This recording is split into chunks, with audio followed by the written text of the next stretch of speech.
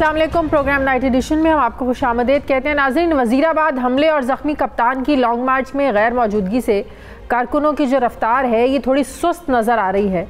इमरान खान रोज़ाना ऑनलाइन खिताब तो कर रहे हैं, लेकिन जहाँ एहतजाज रजिस्टर्ड होना है वो तमाम ईवान इस वक्त नए आर्मी चीफ की तैनाती में मसरूफ़ हैं। इस्टेब्लिशमेंट में एक ट्रांजिशनल फेज़ चल रहा है कि जैसे एक सियासी सन्नाटा सा छा गया है और जैसे हर कोई बड़े फैसले का इंतज़ार कर रहा है और जैसे हर कोई नए आर्मी चीफ का नाम सुनना चाहता है। नाज़रीन, ये बात किसी से ढकी छुपी नहीं है कि पाकिस्तान की सियासी तारीख़ में जब भी सियासतदानों के दरमियान डेडलॉक हुआ, उन्हें इस्टेब्लिशमेंट ने मेडिएशन करवा कर बल्कि गारंटियाँ देकर हल करवाया।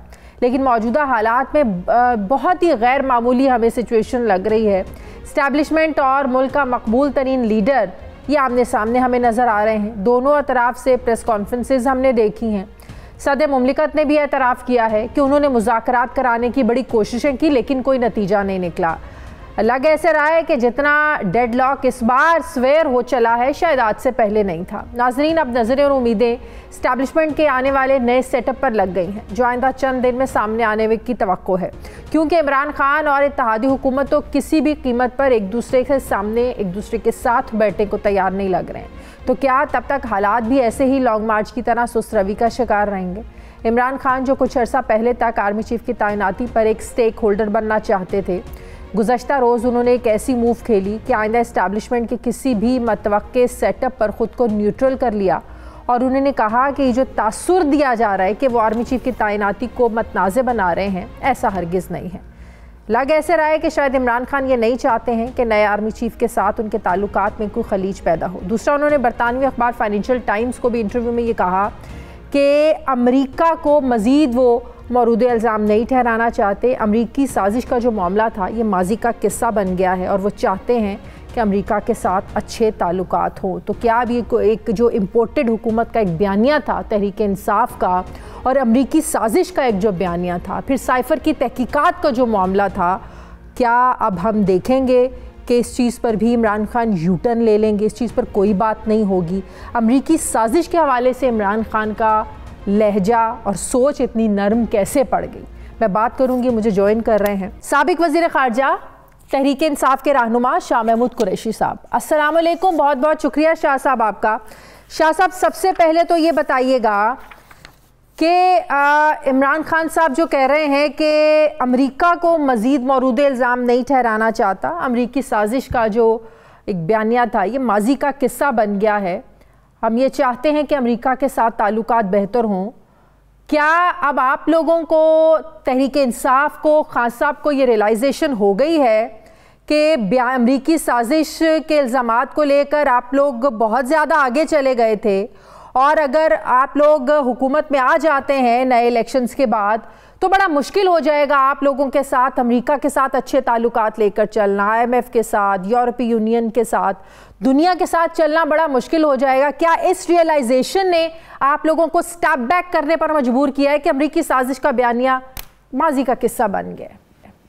जी नहीं, हकीकत ये है कि जब हम हुकूमत में थे तब भी हमने अमेरिका के साथ ताल्लुकात बेहतर करने की कोशिश की थी।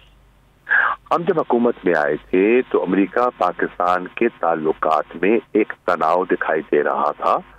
ओबामा एडमिनिस्ट्रेशन को कई इश्यूज पर, जो जिसे कहते हैं ना, उनके तहफ़्फ़ुज़ात थे, और फिर जब ट्रम्प एडमिनिस्ट्रेशन आई तो हमने उनके साथ ताल्लुकात में बेहतरी लाने की कोशिश की और उसमें पेशरफ्ती हुई। आपने देखा सेक्रेटरी ऑफ स्टेट पोम्पियो तशरीफ लाए, मेरी वहाँ मुलाकातें हुई, मैं वहाँ गया। अफगानिस्तान की सूरत हाल पर हम बिल आखिर पे एक पेज पर आ गए और उस एक पेज पर आने से हमारा ये हुआ कि जो हमारा जो बयानिया था कि अफगानिस्तान का कोई फौजी हल नहीं है, पॉलिटिकल सोल्यूशन है, उस पर अमेरिका मादा हो गया। फिर आपने देखा कि दोहा के पीस प्रोसेस में हमने पूरा उनकी मदद की। फिर आपने देखा अफगानिस्तान में जो एवैक्यूएशन हुई हमने उसमें पूरा फैसिलिटेट किया और ताल्लुकात हमारे बेहतर हुए। हम उन ताल्लुकात की बेहतरी से कभी इनकारी नहीं थे, लेकिन हम ये नहीं चाहते कि वो हमारे मामलात में मदाखलत करें, मदाखलत ना करें। हमारे साथ जो हम उनसे एड मांग रहे हैं, हम तो उनके साथ कह रहे हैं कि ट्रेड को फैसिलिटेट करें और हम उनके साथ ताल्लुकात। बिल्कुल ठीक है, जाहिर है कोई भी हुकूमत नहीं चाहती कि अमेरिका के साथ ताल्लुकात खराब करें, आप भी नहीं चाहते थे। बात यह है कि जो अमेरिकी साजिश के एक बयानिए को लेकर चले थे, जो मदाखलत की आप लोग बात करते हैं, साइफर की तहकीकात की बात करते हैं, सब कुछ माफ कर दिया, फिर ये इम्पोर्टेड हुकूमत नहीं रही है। नहीं, देखिए, you are jumping to conclusions. आप एक उसको खास रंग देने की कोशिश कर रहे हैं, वो दुरुस्त नहीं है। हमारा मौकिफ ये है, जो साइफर था, उस साइफर में जो चीजें हैं, ऑब्वियसली वो अभी उसकी इंक्वायरी होनी है, इन्वेस्टिगेशन भी उसकी दरकार है। लेकिन ये माजी का किस्सा कैसे बन गया शाह साहब? फिर मैंने कब कहा है कि माजी का किस्सा बन गया? साहब ने कहा है, बरतानवी अखबार फाइनेंशियल टाइम्स को इंटरव्यू देते हुए उन्होंने कहा। आई एम सॉरी, आप उसको एक डिस्टॉर्ट ना कीजिए। हमने देखिए, हमेशा चीजों को लार्जर कॉन्टेक्स्ट में लीजिए। उन्होंने कहा है कि हमारे ताल्लुकात अच्छे होने चाहिए, मैंने भी कहा है ताल्लुकात अच्छे होने चाहिए, हम क्यों बिगाड़ना चाहेंगे? उनकी अफादियत, अहमियत से हम इनकार नहीं करते, लेकिन हम ये बिल्कुल नहीं चाहेंगे, हम उनके सामने लेटना नहीं चाहेंगे। हम एक खुद मुख्तारी और खुददारी से बराबरी की सतह पर हम रेसिप्रोकल जो है रिलेशनशिप रखना चाहेंगे। और बाकी जो मामलात हैं, इन्वेस्टिगेशन है, मतलब कि आप लोग आज भी अपने इस बयानिए पर खड़े हैं, मदाखलत की है, तो उस मदाखलत से हम इनकार नहीं कर रहे। ठीक है, तो यही मैं पूछ रही हूँ कि आज फिर आप उसी बयानिए पर खड़े हैं कि अमेरिका ने लोकल हैंडलर्स के साथ मिलकर आपकी हुकूमत को खत्म किया, साजिश की। अमेरिका ने साजिश तो की। You are trying to put words into my mouth, जो आपका काम नहीं बनता। आप सवाल कीजिए, मैं जवाब दे रहा हूँ। सवाल तो करिए सर। जवाब पेश कर दिया कि हम ताल्लुकात उनके साथ अच्छे रखना चाहेंगे, लेकिन अगर हमारे अंदरूनी मामलात में मदाखलत करेंगे, वो हमें हरगिज़ कबूल नहीं होगा। ठीक हो गया। अच्छा, अब नए आर्मी चीफ की तैनाती के मामले पर भी इमरान खान साहब ने कल ये बात की, जो अच्छी बात उन्होंने की कि जो तासुर दिया जा रहा है कि शायद मैं इस सारे मामले को मतनाज़े बना रहा हूँ, मैं बिल्कुल भी मतनाज़े नहीं बना रहा हूँ। तो फिर इमरान खान, ये बात तो अब एक हकीकत है कि वज़ीर आज़म शहबाज शरीफ का ही इस्तेहकाक है, उन्हीं का मैंडेट है, उन्होंने ही लगाना है आइन के मुताबिक, नए आर्मी चीफ की तैनाती उन्होंने ही करनी है। तो फिर इस चीज़ पर सवालात उठाना कि लंदन में मुशावरत हो रही है, वहाँ पर मुशावरत क्यों हो रही है, तो फिर इन चीज़ों को सवालात उठाकर मुतनाज़े तो ऑटोमेटिकली बन रहे हैं। भले अनकॉन्शियसली सब कुछ हो रहा है, कॉन्शियसली नहीं कर रहे आप लोग, लेकिन जब इस तरह के सवालात उठते हैं तो मामला तो कॉन्ट्रोवर्शियल तो बन जाता है। शाह साहब, पहली बात तो ये है कि इसमें कोई शक नहीं कि जो तैनाती का एक आईनी अख्तियार है वो वज़ीर आज़म का है, हम तस्लीम करते हैं। दूसरी बात, हम ये कह रहे हैं, हम सरोकार नहीं कि किसको लगाया जाता है, ना ही हमारा अख्तियार है और ना ही हम उस पर मदाखलत कर रहे हैं। हम कह रहे हैं कि जिसको भी लगा देंगे और जो भी चीफ होंगे, हम उनके साथ एक वर्किंग रिलेशनशिप एस्टैब्लिश करेंगे और जो उनकी जिम्मेदारियां हैं आइन के मुताबिक वो सौंपेंगे, वो करेंगे। और जो एक चीफ एग्जीक्यूटिव की जिम्मेदारियां, एक इलेक्टेड प्राइम मिनिस्टर की जिम्मेदारियां होती हैं, हम एक्सपेक्ट करेंगे कि उस पे हमें पूरी उनकी हमें मावनत हासिल हो, हमें उनकी सपोर्ट हासिल हो, ताकि मिलकर सिविल मिलिट्री रिलेशंस में बेहतरी हो और हम आगे बढ़े। अब देखिए तारीख क्या कह रही है।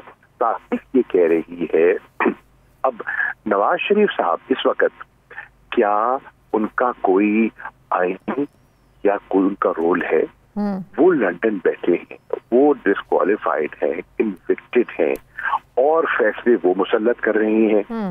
अब उनके जो 5 फैसले हुए, आप वो कह रहे हैं कि हमने सीनियरिटी के प्रिंसिपल पे किसी को इतराज नहीं, लेकिन ये पूछते हैं लोग कि 5 मरतबा आपने तैनातियां की, क्या आपने 5 मरतबा सीनियरिटी के प्रिंसिपल को फॉलो किया?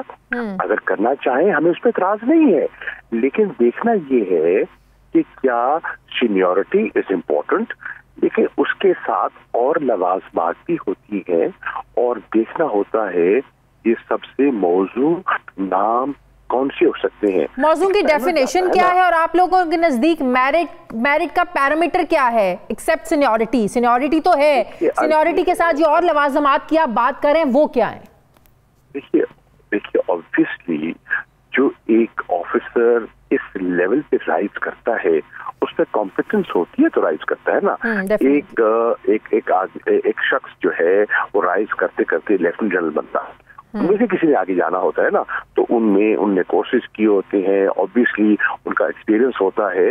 अब वो एक उनका प्रेरोगेटिव है और जो पैनल जाएगा, जो पैनल तजवीज होगा उसमें से प्राइम मिनिस्टर हम उम्मीद करते हैं एक ऐसी शख्सियत को वो जिम्मेदारी देंगे जो कि उस जिम्मेदारी को निभाने की पूरी सलाहियत रखता और माजी में जो वो करते रहे हैं वो नहीं करेंगे। हर चीज के साथ महादारी तो इनकी रही, ताइनात भी खुद करते रहे और फिर पंजाजमाई भी वही करते रहे।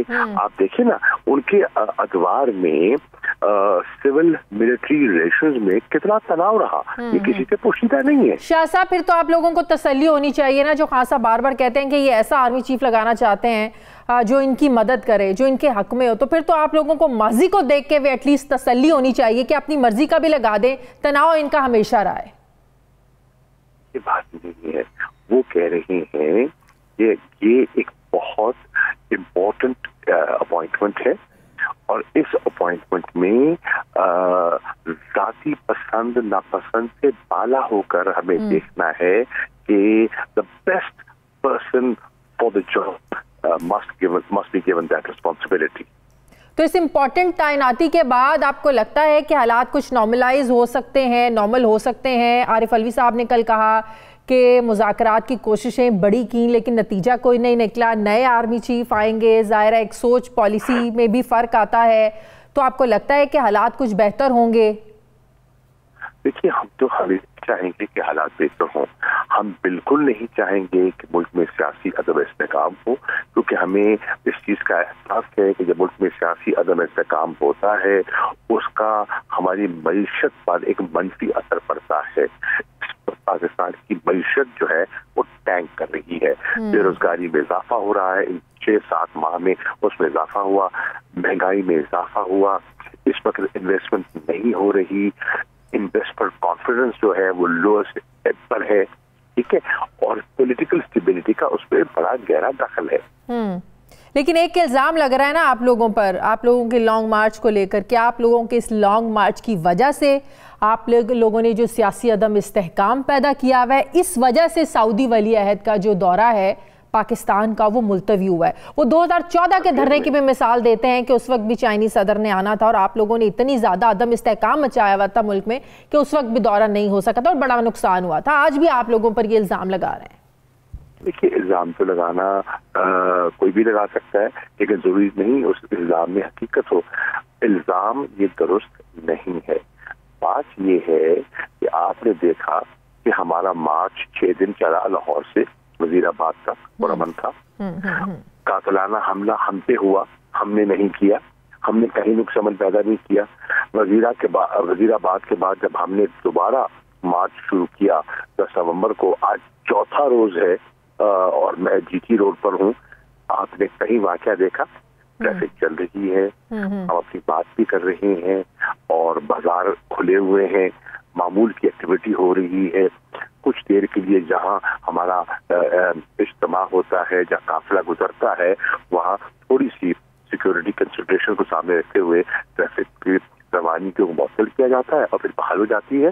हम तो मिनिमम पब्लिक इनकन्वीनियंस को सामने रखते हुए अपना नुक्ता नजर पेश करके आगे बढ़ते चले जा रहे हैं और खुदा करे हम ऐसे आगे चलते रहें। क्या एस्टिमेटेड टाइम है आप लोगों का कि आप लोग कब तक पिंडी पहुंच जाएंगे? ज़ाहिर खान साहब ने भी पिंडी से ज्वाइन करते हैं और इस चीज़ पर भी बड़ा डिपेंड करता है कि खान साहब की तबीयत कैसी है, वो खड़े हो सकते हैं, चल सकते हैं, इस चीज़ पर भी तो डिपेंड करेगी ना सारी सिचुएशन।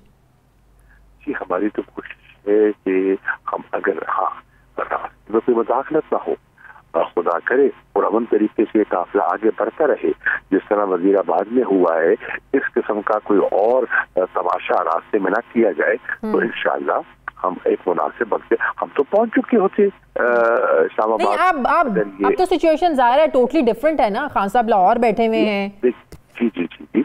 अब हम समझते हैं अगर हर चीज हमारे प्लान के मुताबिक चलती है और उसमें कोई रखना अंदाजी नहीं होती, मदाखलत नहीं होती, कोई उस पर कोई ऐसा नुकसान और कोई हरकत नहीं की जाती, तो उम्मीद है कि हफ्ते जो आने वाला है सैटरडे, हफ्ते का रोज हम इंशाल्लाह पिंडी में हमें चाहिए। डिपेंड करेगा कि खान साहब की तबीयत कैसी है, तो वो पिंडी से आप लोगों को ज्वाइन करेंगे, राइट? इंशाल्लाह खान साहब की तबीयत समझ है और आपने देखा कि वो वॉकर के जरिए उन्होंने छोटे छोटे कदम लेने भी शुरू कर दिए हैं। वो कह रहे हैं कि इंशाल्लाह मेरी जैसी भी कैफियत हो, मुझे क्रचेस पे आना पड़े, मैं पिंडी पहुंचूंगा और इंशाल्लाह बरोज इतवार जो एक जो मेन इज्तिमा होगा उससे वो खिताब भी करेंगे। कोई आप लोगों को उम्मीद है कि मार्च इस्लामाबाद पहुंचने से पहले ही हुकूमत घुटने टेक दे और खौफ में आ जाए कि अगर 1 लाख बंदा भी इस्लामाबाद एंटर हो जाता है तो बड़ा हैंडल करना मुश्किल हो जाएगा और इलेक्शंस की डेट आ जाए? शाजिया, हम किसी की घुटने नहीं देखना चाहते, हम चाहते हैं कि अक्लमंदी से काम लिया जाए। हम किसी को नीचा नहीं दिखाना चाहते, किसी को जेल नहीं चाहते, कोई फाते नहीं होना चाहते। हम समझते हैं मुल्क के लिए बेहतरी इसी में है कि इंतखाबात हो जाए और उन इंतखाबात के जरिए पाकिस्तान के लोगों को ये मौका मिले कि वो मुस्तकबिल की ऐसी क़यादत को चुने जो उनकी नजर में पाकिस्तान के जो चैलेंजेस हैं उनको हल करने की उनमें शाह साहब, ये बातचीत सिर्फ एस्टैब्लिशमेंट के साथ ही क्यों आप लोग करना चाह रहे हैं? माना कि ताकतवर है, वहीं से सारे फैसले होते हैं, आप ज़ीरक सियासतदान हैं, सीनियर हैं, आप भी तो हुकूमत और तहरीक इंसाफ खान साहब के दरमियान कोई बर्फ पे गिलाने में कोई अहम किरदार अदा कर सकते हैं, या अगर आप कोई कोशिश कर चुके हैं उस बारे में भी हमें बता दें। कौन राजी नहीं है एक दूसरे के साथ बैठने को शाह साहब? देखिए, पहली बात तो यह है कि पीडीएम के अंदर कोई यकसुई नहीं है। पीडीएम के अंदर दो सोचें हैं। एक सोच है जो समझती है कि मजीद ताखीर से पीडीएम को नुकसान हो रहा है और इंतखाबात की तरफ चले जाना चाहिए। पीडीएम के अंदर एक सोच है, वो समझती है कि नहीं, इस वक्त इंतखाबात उनको सूट नहीं करते, तो उनके अंदर अभी तक कोई कोहेजन और क्लैरिटी नहीं है। एक रुकावट तो ये है। सही। दूसरा, हमने कहा कि हम समझते हैं कि जो सदर पाकिस्तान है वो एक मुंतखब सदर है, आईनी तरीके से, आईनी प्रोसेस से वो मुंतखब हुए हैं, फेडरेशन को रिप्रेजेंट करते हैं, नॉन पार्टिजन उनका रोल रहा है। वो मीडिएशन के लिए उन्हें वक्त की है कि अगर गलतफहमियों को दूर करने के लिए, करीब लाने के लिए मैं या मेरा ऑफिस को रोल प्ले कर सकता है तो वो तैयार है। तो ये एक मुनासिब रास्ता है। सदर हैं, हमारे एस्टैब्लिशमेंट के इम्पोर्टेंट हजरात हैं, हमारी जुडिशरी है, बहुत से मामलात हमारे वहाँ जाते हैं, बहुत से सियासी मामलात, क्योंकि हमारे इतना तनाव है, इतनी पोलराइजेशन है, जो पार्लियामेंट में हल होनी चाहिए, जो गुफ्त शनीद से हल होने चाहिए और नहीं हो पाते, फिर हम अदालत के दरवाजे को खटखटाते हैं और उनको हम तकलीफ देते हैं। तो सब इदारों को अपना किरदार अदा करना होगा पाकिस्तान को इस गंभीर सूरत हाल से निकालने के लिए। बहुत बहुत शुक्रिया। पाकिस्तान तहरीक इंसाफ के सीनियर रहनुमा, वाइस चेयरमैन, साबिक वज़ीर ख़ारजा शाह महमूद कुरैशी साहब मेरे साथ हैं। मुझे ब्रेक लेनी है नाज़रीन, वापस आते हैं एक छोटे से वक्फे के बाद।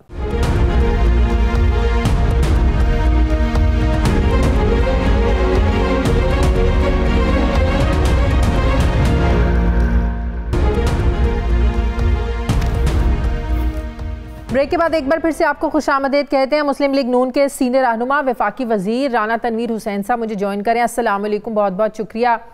राना साहब, तहरीक इंसाफ इमरान खान बड़ा एतराज़ उठा रहे हैं कि आर्मी चीफ की जो तैनाती है एक बड़ी इंपॉर्टेंट तैनाती है इसका फैसला लंदन में क्यों हो रहा है और ऐसे लोग फैसला कर रहे हैं, उन लोगों के साथ मुशावरत हो रही है जो मफरूर हैं, भागे हुए हैं, अवाम का पैसा लेकर भागे हुए हैं, तो कोई जवाज़ नहीं बनता कि उन लोगों के साथ जाकर मुशावरत की जाए। बड़ा एतराज़ उठाया जा रहा है इमरान खान साहब की तरफ से।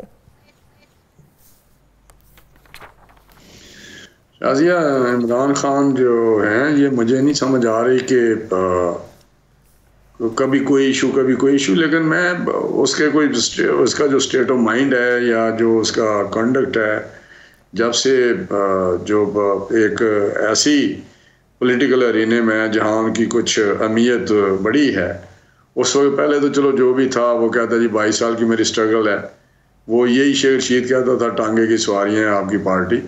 तो जब से वो थोड़े से पॉलिटिकल प्रोसेस में कुछ रेलेवेंट हुए हैं, उस वक्त से उनका जो कंडक्ट है वो एक अनडेमोक्रेटिक है और नॉन पॉलिटिकल है, चाहे वो उनकी हुक्मरानी का दौर हो या अपोजिशन का दौर हो।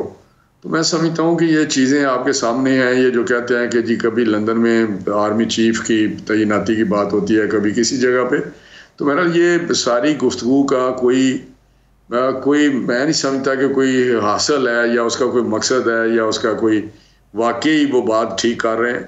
आर्मी चीफ की तैनाती है, प्राइम मिनिस्टर का प्रोरेगेटिव है, उनका इस्तेकाक है, उन्होंने फैसला करना है, इन्हीं अख्तियार है उनका। कभी कहते हैं मेरे साथ मशवरा किया जाए, वो इखलाकी तौर पर बात करते हैं ना। अगर मैं चलें सब कुछ छोड़ें, इखलाकी तौर पर अगर आप देखें, एक शख्स जिसको सज़ा हुई है वो इलाज के लिए बाहर गए हुए हैं, सज़ा काट रहे थे जब वो गए हैं बाहर अपना इलाज करवाने के लिए, तो एतराज़ इसी चीज़ पर है कि इखलाकी तौर पर दुरुस्त नहीं है कि इतने अहम तैनाती का फैसला उनसे हो। नहीं, अखलाकी तौर पे तो मैं समझता हूँ इसमें अखलाकियात की तो बात ही नहीं कि अखलाकियात की बात तो यह है कि क्या कोई उस पर कोई कबाहत है, क्या उसमें कोई एक 3 दफ़ा का प्राइम मिनिस्टर बना हुआ है, उसने पाकिस्तान की खिदमत की है, पाकिस्तान को डेवलप किया है, पाकिस्तान को एक डायरेक्शन दी थी, इकनॉमिक रिफॉर्म्स लाए थे और नई जहत दी थी, नई डायरेक्शन पाकिस्तान को दी थी और कहाँ से कहाँ पहुँचाया। आज जितने भी पाकिस्तान में डेवलपमेंट हुई है, इंफ्रास्ट्रक्चर हो या कोई भी शोबा हो, उसमें 90% आप देखेंगे तो वो PMLN मियां नवाज शरीफ के दौर में हुई है, चीफ मिनिस्टर रहे हैं। मुझे नहीं समझ आती कि इमरान खान अपने आप को क्यों समझते हैं कि मैं ही सबसे मोतबर हूँ या इतना अहम रोल है उनका, हर चीज़ के लिए फैसले करने के लिए बाहर जाना पड़ता है, तो नवाज शरीफ साहब खुद वापस क्यों नहीं आ जाते हैं? अब तो मरियम साहिबा भी नहीं आ रही हैं वापस ना। तो ये बात है कि फैसले कराने के लिए वहाँ जाना पड़ता है। आपको पता है कि वो हमारे तो पार्टी के लीडर हैं, सुप्रीमो हैं, कायद हैं, उससे जो जिस तरह वो बाहर गए, जिस तरह उनको डिस्क्वालीफाई किया गया, सजा दी गई, वो भी सबको पता है। लेकिन इससे मैं हटकर कहता हूँ, शहबाज साहब जितनी दफ़ा गए हैं उसमें ज़्यादातर चीज़ें उनके अपने, मेरा 1-2 ऑफिशियल विजिट थे, 1-2 अपने प्राइवेट चेकअप के लिए भी गए थे। जब हम लंदन जाते हैं, जो कोई भी PMLN का बंदा जाए तो वहाँ पे कोशिश होती है कि मैं मुस्लिम लीग नून के कायद नवाज शरीफ साहब से मिलूं, और वहाँ पे जब मिले तो ज़ाहिर है पाकिस्तान के हालात, मुल्की हालात और सियासत पे ही बात होगी और जो इश्यूज हैं उस पर बात होगी। शहबाज शरीफ साहब की वापसी में ताखीर क्यों हो रही है राना साहब? शहबाज साहब वहाँ 1-2 दिन गए थे और फैमिली के साथ रहे, फिर ये भी बातें शातें वहाँ हुई, डिस्कशनें हुई सारे पॉलिटिकल सिचुएशन पे। लेकिन जब आने लगे तो उनकी कोई तबीयत ठीक नहीं रही और कल मेरा हालात चल पड़ेंगे किसी वक्त भी, या चल पड़े होंगे या जब सुबह तक आ जाएंगे। लेकिन मैं समझता हूँ कि ये चीज़ें ऐसी हैं जिसको एक खाम खा ये रेलिवेंट है, कोई मटीरियल इसमें नहीं है जो इमरान खान नॉन इश्यूज पे बात कर रहे हैं कि बाहर गए हैं, ये हुआ है। भाई आप अपनी बात करें कि आपने क्या परफॉर्म किया 4 साल में, आपने पाकिस्तान को कहाँ से कहाँ पहुँचा दिया नीचे की तरफ, आपने जो मुल्की हालात किए हैं या अपॉइंटमेंट्स इन्होंने की हैं। आज किसी ने बड़ा अच्छा दिया हुआ था शाजिया कि आपने शायद वो जो PTI के बानी रुकन है एस अकबर, पता नहीं उनका नाम पूरा क्या है, उन्होंने अकबर एस बाबर ने एक बड़ा अच्छा ट्वीट किया था कि आपने चीफ मिनिस्टर से लेके, अपने कैबिनेट मेंबर से लेके, आपने गवर्नर से लेके कोई काम मेरिट पे आपने किया है? आप बता दें शाजिया, मैं आप पे क्वेश्चन करता हूँ, क्या बुजदार मेरिट पे लगाया था? क्या इन्होंने कैबिनेट के आपके सारे मेंबर, जिसे कोई डाकू किसी को कहते थे, ये चपड़ासी है, किसी को कुछ कहते थे, तो ये सारी चीज़ें अगर आपके सामने आएंगी तो फिर इनके कौल व फेल में जो तजाद है, जो जिस किस्म के लोगों को तसर मिला है कि ये बात कुछ करते हैं, अमल कुछ करते हैं। राणा साहब, अगर 3-4 महीने पहले अगर इलेक्शंस हो जाएंगे तो क्या क़यामत आ जाएगी? 3-4 महीने बाद भी तो होनी है। अभी आप लोग हुकूमत में हैं, आप लोगों पर ज्यादा जिम्मेदारी बनती है कि जो एक इस वक्त अदम इस्तेहकाम की कैफियत है, हमारी सियासत में एक हिजानी कैफियत पैदा हुई हुई है, इसको ओवरकम करने के लिए अगर आपको 2 स्टेप्स भी आगे आना पड़ता है तो आप लोगों को हेजिटेट नहीं करना चाहिए। 3-4 महीने पहले अगर आप लोग इलेक्शंस करवा देते हैं, अभी इलेक्शन की डेट अनाउंस हो जाती है तो ज़ाहिर है लॉन्ग मार्च भी खत्म हो जाएगा, एक जो हिजानी सी कैफियत है ये भी खत्म हो जाएंगी। आप लोगों को इनिशिएटिव लेना चाहिए। नहीं, बात जो आप किया ये आप बड़ी एक जमहूरी और सियासी बात कर रही हैं, लेकिन कॉन्स्टिट्यूशनल प्रोविजन भी है, लेकिन वो सिर्फ और सिर्फ इस्तेहकाक है प्राइम मिनिस्टर का कि वो स्नैप पोल या अर्ली पोल करा सकते हैं, इलेक्शन जल्दी करा सकते हैं।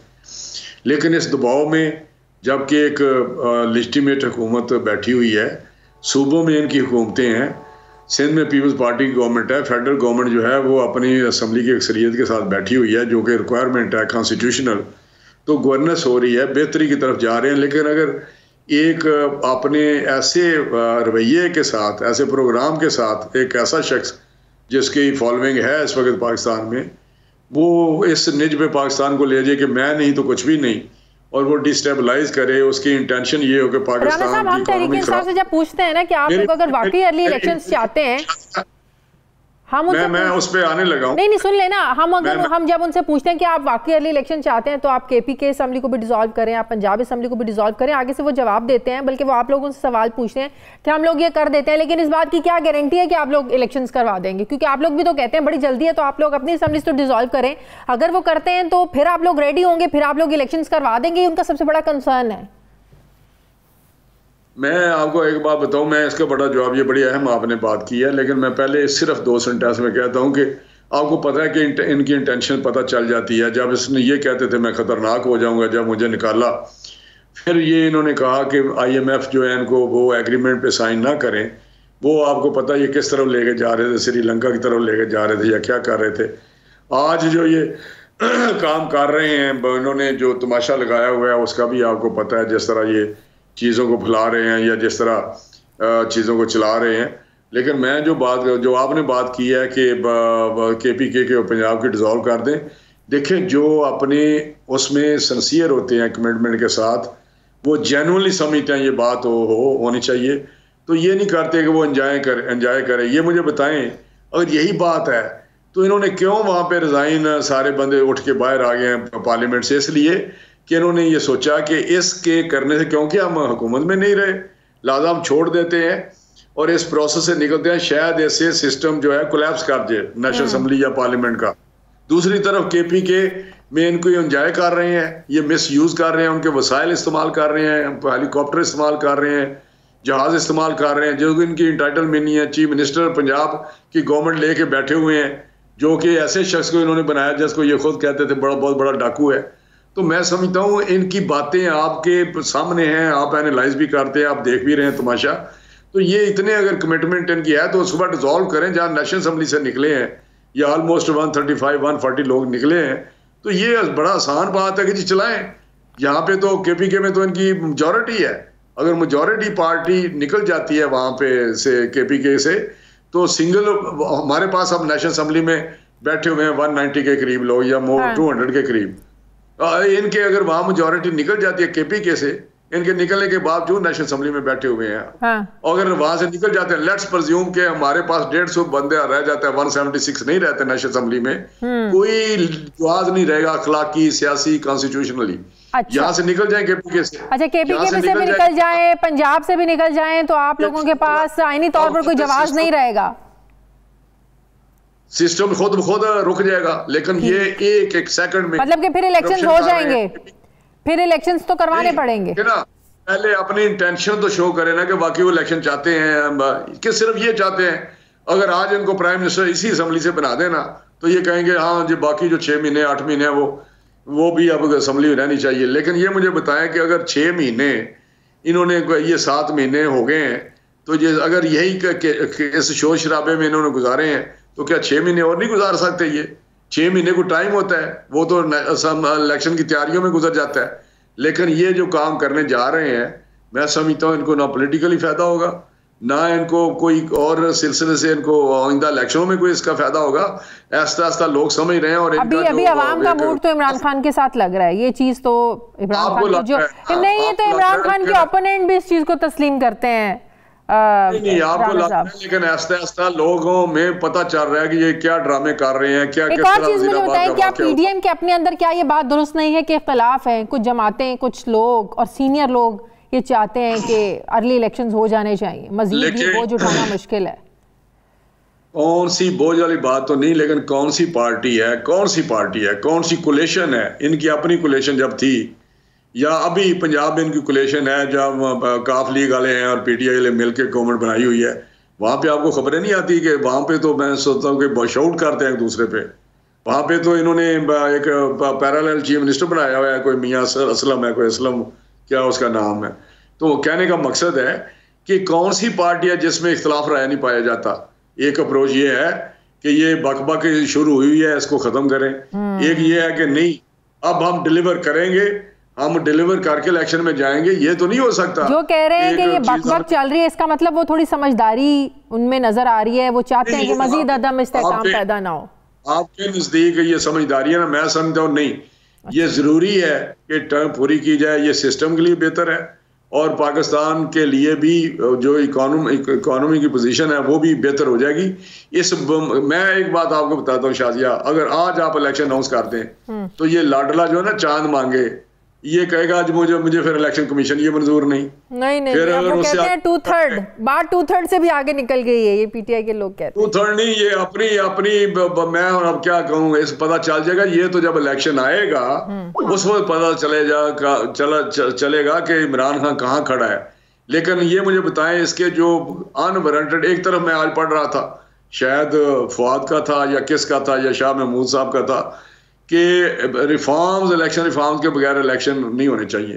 अभी जमात इस्लामी कहती है जी इन इलेक्शन लॉज के तहत नहीं इलेक्शन होने चाहिए। ये पंडोरा बॉक्स ना खोलें, असेंबली में आए, वहां बैठे और हमारे साथ बैठ के चीजें तय करें। ठीक है कि ये लॉ इस तरह इलेक्शन होगा, ताकि उसको एक्सेप्ट करें। इस तरह तो जमात इस्लामी को बिठाएं, सबको बिठाएं।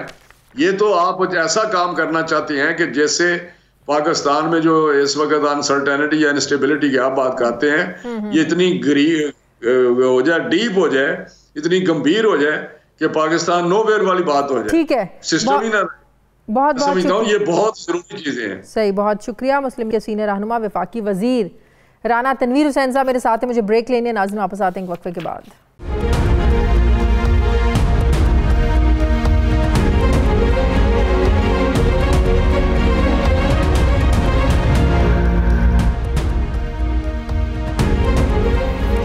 ब्रेक के बाद एक बार फिर से आपको खुशामदीद कहते हैं। नाज़रीन, कोई भी मुल्क मुस्बत कारोबारी सरगर्मियों और सरमायादारों के सर पर ही चल रहा होता है, क्योंकि जब वो कारोबार चलते हैं, सरमाया सर्कुलेशन में आता है, रोज़गार निकलता है, चूल्हे जलते हैं। लेकिन हमारे यहाँ क्या हो रहा है? तहकीकार इदारे गैलप ने एक सर्वे किया है और ये बताया है कि पाकिस्तान में तकरीबन 88% कारोबारी लोगों का ये ख्याल है कि आजकल मुल्क गलत समत में जा रहा है। गैलप के सर्वे में मुल्क भर से मुंतखब कारोबारी इदारों से ये सवाल पूछा गया कि आपके ख्याल में मुल्क के हालात कैसे जा रहे हैं, आप क्या कहेंगे इस हवाले से, सही जा रहे हैं या गलत जा रहे हैं? इसके सवाल के जवाब में सिर्फ 12% कारोबारी अफराद का कहना था कि मुल्क के हालात दुरुस्त समत में जा रहे हैं, जबकि 88% ने यह जवाब दिया कि मुल्क के जो हालात हैं ये गलत समत में जा रहे हैं। नाजरीन, मुल्क में कारोबार करने वाले लोगों की ये राय या परसेप्शन इसलिए भी बहुत ख़तरनाक है। 88% लोगों की अगर ये परसेप्शन है तो इस लिहाज से ही ख़तरनाक है कि वो अगर सरमाया मार्केट में नहीं लाएंगे, इन्वेस्टमेंट नहीं करेंगे, तो जाहिर है कारोबारी मौक़े पैदा नहीं होंगे, निचली सतह तक रोज़गार नहीं जाएगा। और अगर बिजनेसमैन ही गैर यकीनी की सूरत हाल से डर कर सरमाए को होल्ड कर लेगा तो ज़ाहिर है चूल्हे तो ठंडे पड़ जाएंगे। मगर इत्तेहादी हुकूमत का ये मानना है कि उन्होंने डूबती हुई मैशियत को रेस्क्यू किया है, जो इमरान खान की हुकूमत में तबाही के दहाने पर पहुंच गई थी। मुल्क में डॉलर लाने के लिए पेट्रोल, बिजली और टैक्सेस में हर तरह की ज़्यादती की गई। महंगाई में पिसे आवाम का कोई हाल नहीं था और ऐसे में इंटरनेशनल इदारे, चाहे वो रेटिंग कंपनी मूडीज़ हो या सबका गैलप का सर्वे, ये हुकूमत के दावों की खुलेआम अब नफ़ी कर रहा है। इसी पर मैं बात करूंगी। मुझे ज्वाइन कर रहे हैं chairman businessman group Zubair Motiwala साहब। अस्सलाम वालेकुम, बहुत बहुत शुक्रिया ज़ुबैर साहब आपका। ज़ुबैर साहब, ये जो गैलप ने सर्वे किया है बड़े खौफनाक किस्म का सर्वे है कि जब मुल्क का 88% कारोबारी तबका ये कहे कि मुल्क के हालात ही दुरुस्त समत में नहीं जा रहे हैं कारोबारी लिहाज से, तो ये कितनी ख़तरनाक चीज़ है। ज़ाहिर है जब कारोबारी अफराद इन्वेस्टमेंट नहीं करेंगे, पैसा नहीं लगाएंगे, ना तो लोगों के लिए रोज़गार बनेगा और ना ही जो मामलात हैं कारोबारी वो आगे चलेंगे। देखिए, ये गैलप पोल्स जो होते हैं वो मतलब 100% एक्यूरेट तो नहीं होते हैं, और ये 88% वाली बात को मैं तो अग्री नहीं करता।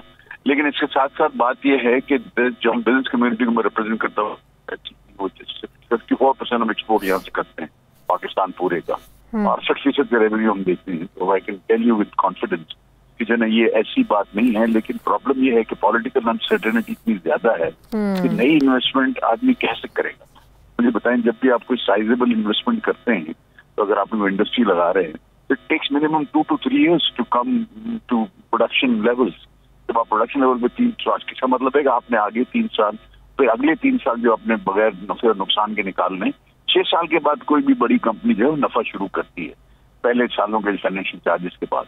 तो इन हालात में आप 6 साल का रिस्क तो कोई नहीं लेगा, तो भाई अभी हमको वेट एंड सी कर ले। लेकिन अभी तो आप देखिए ना, अगला साल तो वैसे इलेक्शन ईयर है, तो इस पर तो आप लोगों की परसेप्शन कुछ इस तरह की तो होगी ना कि कौन सी हुकूमत जो है ज़ाहिर पार्टी में आ सकती है मौजूदा। हम तो है नॉन पॉलिटिकल लोग, ठीक है। हमें हुकूमत से प्रॉब्लम नहीं है, हमें प्रॉब्लम है पॉलिसीज से। हम कहते हैं कि कंसिस्टेंसी इन पॉलिसी हो। हम ये डिमांड करते हैं कि चार्टर ऑफ इकोनॉमी साइन हो, और जो है ना पॉलिटिक्स और जो बिजनेस है उसको अलग अलग कर दिया जाए। वो एक साथ नहीं चल सकते। आप ये क्यों नहीं समझते, मेरे को तो ये समझ में नहीं आता लोग ये क्यों नहीं समझते। आप गवर्नमेंट से हम 12 कह चुके हैं कि इस तरह से करें। अब ये जो 13 पार्टियां एक तरफ है वो तैयार है, एक पार्टी अभी भी जो है ना वो अपने उसके हैं जो भी मामलात हैं।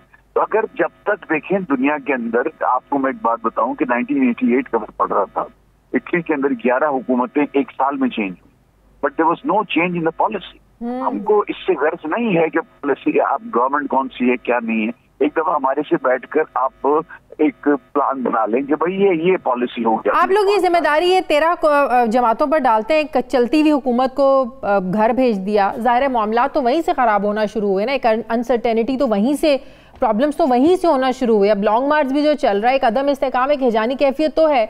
तो वो आप समझते हैं कि गलत किया इमरान खान की हुकूमत के साथ?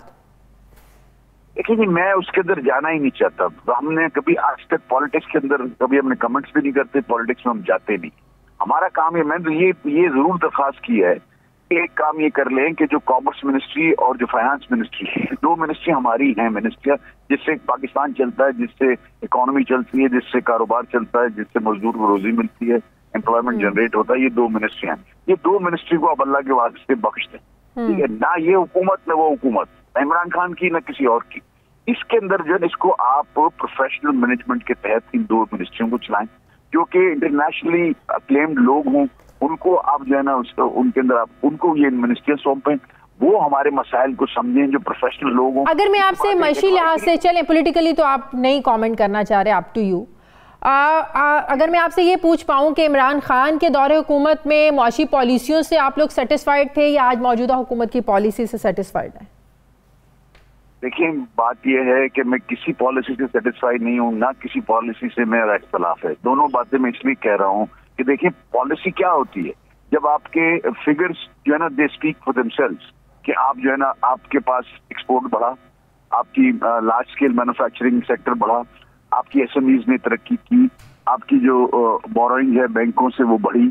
यही सारे बैरोमीटर्स हैं। और आपका जो है ना फॉरेन एक्सचेंज के अंदर जो आपका डॉलर रुपी पैरिटी है, उसके अंदर रुपी स्ट्रांग हुआ कि नहीं हुआ, ये तमाम बातें जो है ना इससे मैटर करती हैं कि बिजनेस कैसे चलेगा और पाकिस्तान किस तरफ जाएगा। आज जो हालात हैं उसमें आप ये देखेंगे रॉ मटेरियल भी ये बतदरीज हुए हैं। आप ये देखेंगे कोई पान की दुकान भी नहीं चल सकती अगर आप ये मुझे कहें कि जो है ना आप 10 रुपए का मैं माल लेके आता हूँ, उसको 8 रुपए में बेच दूंगा, कभी भी नहीं चल सकती। आज हम ये कर रहे हैं कि 74-76 बिलियन डॉलर का हमारा इम्पोर्ट है और हम जो है ना 60 बिलियन इकट्ठे कर पाते हैं, वो भी सलाम है उन पाकिस्तानियों को जो बाहर रहते हैं।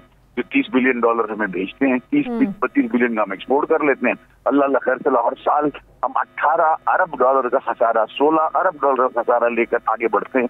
तो कितने दिन बढ़ेंगे, कितने साल बढ़ेंगे? अब वो लिमिट्स जो है वो यहाँ आके रुक गई।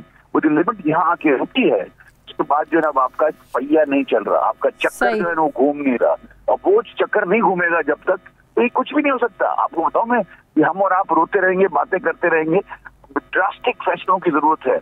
हमें यहाँ जो है ना हमें देखना है कि इम्पोर्ट सब्स्टिट्यूट इंडस्ट्री लगा के हम इम्पोर्ट को कितना कर्टेल कर सकते हैं। हमको ये देखना चाहिए कि चाइना के सी पैक के अंदर हम क्या बेनिफिट्स दे सकते हैं। जो $25 बिलियन ऑलरेडी हमने जो है ना इन्वेस्टमेंट चाइना कर चुका, और 2021 से हमारी रीच शुरू हो गई है। हमको जो है ना इसके अंदर आउट ऑफ बॉक्स सोल्यूशन ढूंढना है। आज अगर आप रूटीन के साथ कई गलत सर्वे आया और मूडीज ने ये बोला है और वर्ल्ड बैंक ने ये बोला है, उससे हमारे मामला ठीक नहीं होंगे।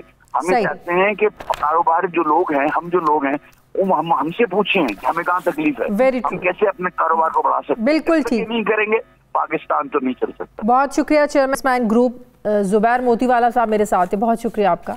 हमारे प्रोग्राम का वक्त खत्म हो गया। नाज़रीन फीडबैक जरूर दीजिएगा, अपना ख्याल रखें, मुझे इजाजत दें, अल्लाह हाफिज़।